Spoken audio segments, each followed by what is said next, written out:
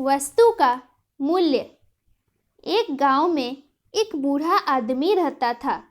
उसके पास एक चांदी का पात्र था। वह उसे बहुत ही संभाल कर रखता था। वह उस वस्तु का उपयोग कभी भी नहीं करता था। वह बस यही सोचता था कि उसके घर जब कोई विशेष व्यक्ति आएगा तो वह उसमें उस व्यक्ति को भोजन कराएगा। एक बार उसके यहाँ एक सन्यासी भोजन पर पधारे। उसने उस सन्यासी को चांदी के पात्र में भोजन परोसने का विचार किया।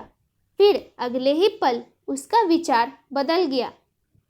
वह सोचने लगा कि गांव-गांव, गली-गली भटकने वाले सन्यासी को चांदी के पात्र में भोजन क्या परोसना, किसी अन्य विशेष व्यक्ति के लिए इसे संभाल कर रखता हूँ।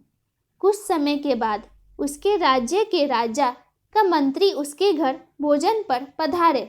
इस बार भी उसने सोचा कि मंत्री को उस पात्र में भोजन कराएगा, पर अगले ही पल उसने अपना विचार बदल दिया। उसने सोचा, यह तो राजा का मंत्री है। जब राजा स्वयं पधारेंगे तब वह इस पात्र का उपयोग करेगा। कुछ समय बाद सचमुच राजा स्वयं उसके घर पधारे।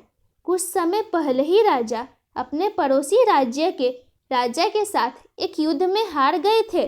भोजन परोसते समय बूढ़े व्यक्ति को यह विचार आया कि हार की वजह से तो राजा का गौरव कम हो गया है। मैं इस पात्र में किसी गौरवशाली व्यक्ति को भोजन कराऊंगा। इस तरह समय बीतता चला गया और कुछ समय के उपरांत उस बूढ़े व्यक्ति की मृत्यु हो जाती है। उसकी मृत्यु के कुछ समय बाद उसके पुत्र की नज़र उस पात्र पर पड़ती है। पात्र लंबे समय तक रखे रहने के कारण काला पड़ चुका था। वह बर्तन एक सामान्य पात्र की तरह प्रतीत हो रहा था। उसने उस पात्र को अपनी पत्नी को दिखाते हुए पूछता है कि इसका क्या करे। पत्नी भी उस काले पड़े बर्तन को देखकर नहीं पहचान पाती कि यह बर्तन वास्तव में चांदी का एक सुंदर सा पात्र है।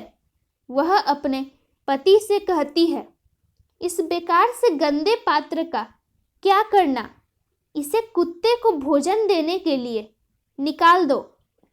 उस दिन के बाद से उनका पालतू कुत्ता उस पात्र में भोजन करने लगा। शिक्षा। जिस पात्र को बूढ़े व्यक्ति ने जीवन भर किसी विशेष व्यक्ति के लिए संभाल कर रखा था, अंततः उसकी यह गत हुई। कोई वस्तु कितनी भी मूल्यवान क्यों न हो, उसका मूल्य तभी है जब वह उपयोग में लाई जाए। बिना उपयोग के बेकार पड़ी कीमती से कीमती वस्तु का भी कोई मूल्य नहीं। इसीलिए अपने पास जो भी वस्तुएं हो उसका यथा समय उपयोग अवश्य करना चाहिए।